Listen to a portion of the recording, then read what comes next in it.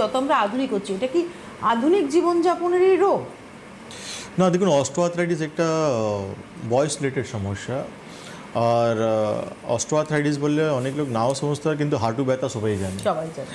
যে একটা বয়সের পর সবাই কম বেশি পাড়াতে সবাইকে দেখবেন যে হাঁটু নিয়ে খুব কষ্ট পাচ্ছে। কেউ পায়ে মানে বেল্ট লাগিয়ে ঘুরছে, কেউ লাঠি নিয়ে ঘুরছে, কেউ হাঁটু ধরে হাঁটছে।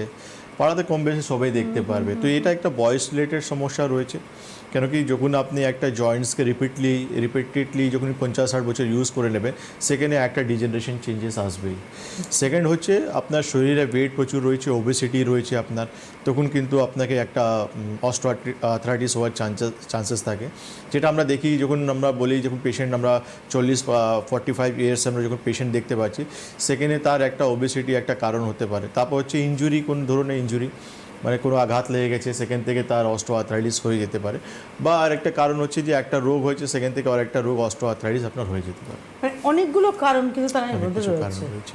মানে এই এতগুলো ইপস অ্যান্ড বার্ডস নিয়েই হচ্ছে আমাদের রোগটার কথা আমরা ভাবছি। Right. তো আপনারা